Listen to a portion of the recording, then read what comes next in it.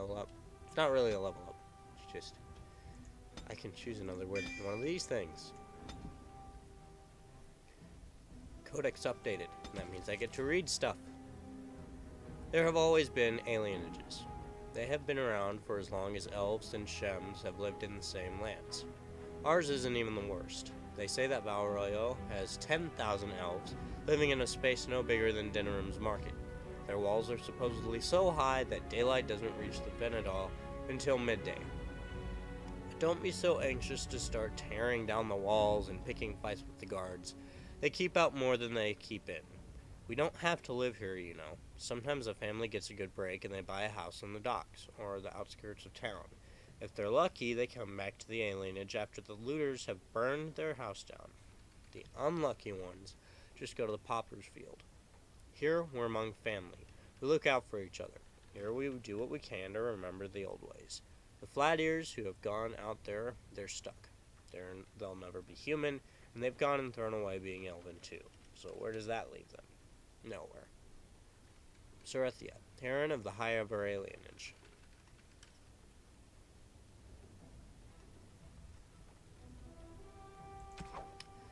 And I don't care about the controls one, so I'm just doing that.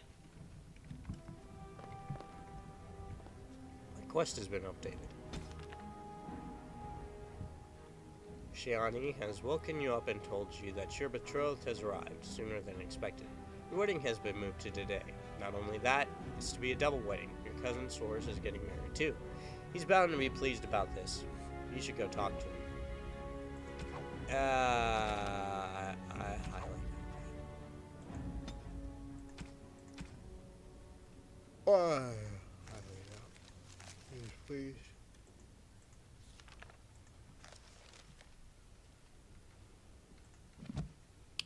But, whatever. Good morning, my son. It's your big day. Oh, I wish your mother could have been here. Could we talk about this arrangement? Still not pleased, I can see. Of course we can talk. Why can't I choose who I marry? Tradition, child. With so little contact between alienages and so few chances to travel, you must trust your elders. The dowry has been paid, the chantry has issued the permit, and everything is ready. All we need is you. You paid a dowry for my bride. There's a lot to arranging marriages. Probably the biggest factor is deciding which spouse travels to which alienage. One side gets new blood and a new face, and the other side loses a family member. The dowry helps to even things out. You should have saved yourself the money. Just be glad I chose the match. Without parents to represent you, children like your cousin Soros end up marrying whoever the elder can find. Instead, I have to marry who you say. Great. What other prospects are there here? Do you want to marry someone 15 years your senior? I thought not. All right, time for you to go find Soros. The sooner this wedding starts, the less chance you two have to escape. A small chance is still a chance. Still have your mother's smart mouth, I see. Oh, one last thing before you go, son. Your martial training, the swordplay, knives, and whatever else your mother trains you in, best not to mention it to your betrothed. She'll find out sooner or later. Later. Definitely later. We don't want to seem like troublemakers after all. Adaya made that mistake. Mother was a great warrior. Yes, that she was. Take this. Your mother would have wanted you to have it. It's the very least I can give you as you start your new life. Go on then. I still have some things to do, and Soros is no doubt waiting for you. So, boots. Just wait a minute. What does this do?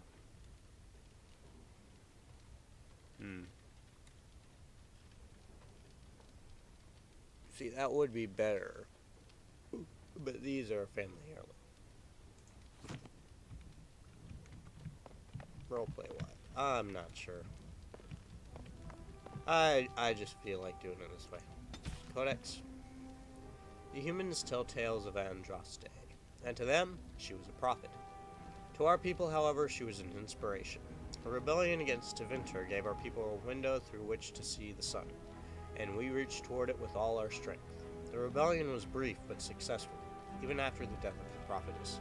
We fought on for our independence as a human imperium began to crumble. In the end, we won freedom and the southern land known as the Dales, and we began the long walk to our new homeland. There, in the Dales, our people revived the lost lore as best we could. We called the first city Halam Shiral, end of the journey, and founded a new nation, isolated as elves were meant to be, this time patrolled by an order of Emerald Knights, charged with watching the borders for trouble from humans. But you already know that something went wrong. A small elven raiding party attacked the nearby human village of Red Crossing, an act of anger that prompted the Chantry to retaliate and, with their superior numbers, conquer the Dales. We were not enslaved as we had been before, but our worship of the ancient gods was now forbidden. We were allowed to live among the humans only as second-class citizens who worshipped their maker, forgetting once more the scraps of lore we had maintained through the centuries. The rise and fall of the Dales is told by Sorethia, Heron of the High Ever Alienage.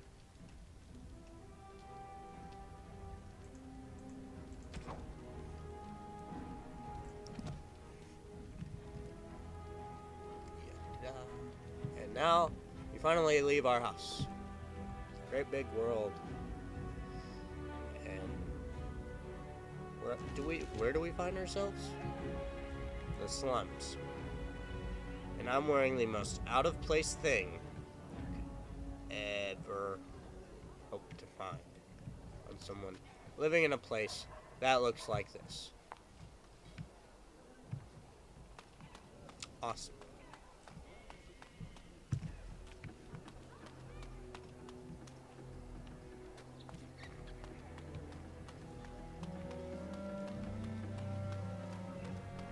Once was a woman, she lived in the sea. I didn't love her, but I think she loved me. I brought her diamonds, rubies, silver, and gold. But all she wanted was to be saved from the cold.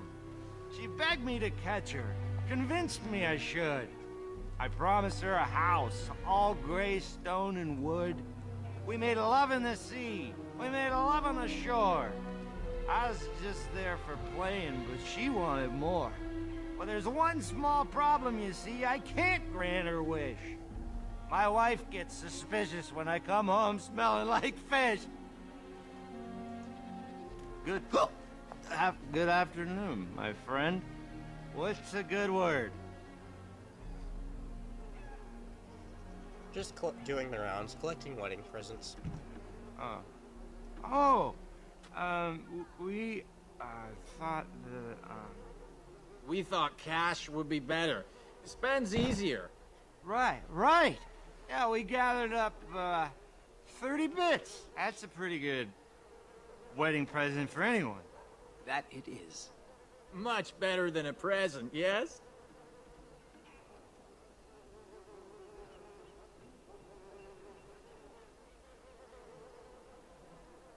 It'll do, I guess. Good enough. Back to celebrating. Random people.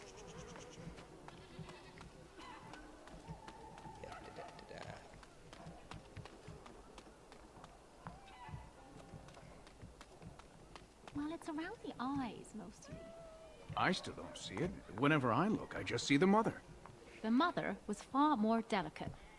It's the same sort of nose, you must admit that. The breeding shows. Oh, there you go again with breeding. We're not horses, you know. Of course not, but bloodlines are important, that's all I'm saying.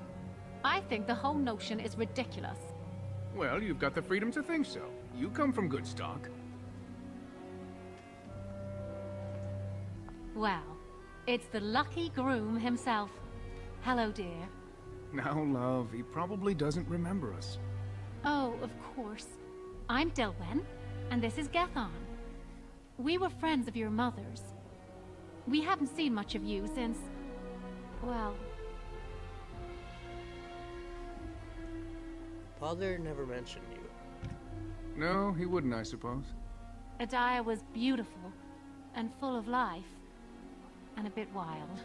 She wanted you more than anything. It's sad she never got to see you all grown up. We just wanted to see you today and express our good wishes.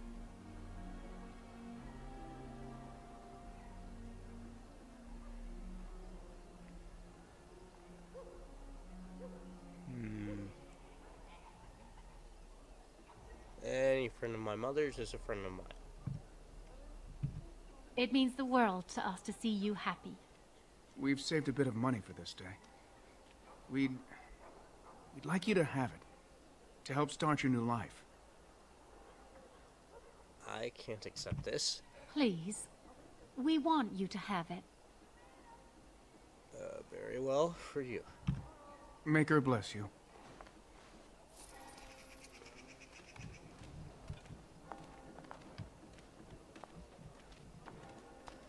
More codex.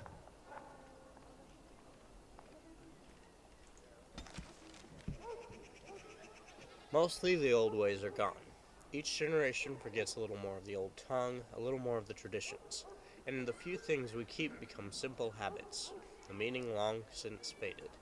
So it is with the Venedal, the tree of the people. Every alienage has one, I'm told, or they used to. When I was a little girl, my mother told me the tree was a symbol of our Lathan, but not even she knew more. Keeping the Venedal is just a habit now. Many cities have let theirs wither and die, and then chopped them up for firewood. No great loss. Sorethia, Heron of the Highover alienage.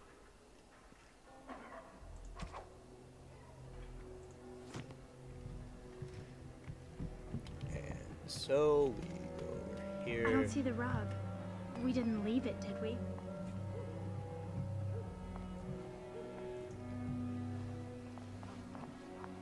Many blessings, young one. We hope to stay for the celebration, but we must be off.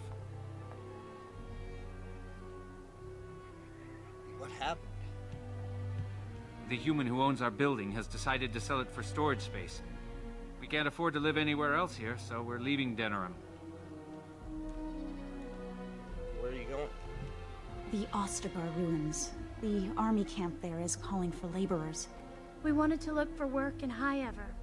But that's just not possible. Is there anything I could do to help? You're still a child. You can't do anything. Enjoy your special day and put us out of your mind. What my husband means is, you're very generous, but we don't need charity to solve our problems. You should learn to let others help you. Goodbye, then. Goodbye indeed.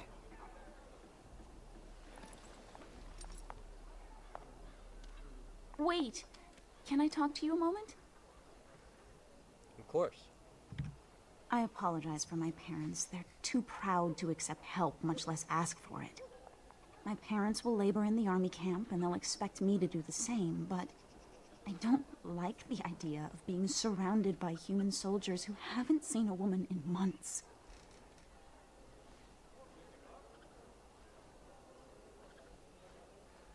Would some money help? Of course, but I can't imagine anyone here has much to spare. We'd need another 3 silvers to make it to High-Ever. And if we got another 10 silvers, we could rent a house here. Maybe one large enough to start a business. But that's just dream talk. Nobody has that much money, and if they did, why would they give it to us? Here's 10 silvers. Take it. Stay here where you belong. Where did you get this much money? Never mind. I'm sure not talking you out of this. Thank you. Thank you so much. You saved my family. I love you. Now I just have to handle the parents.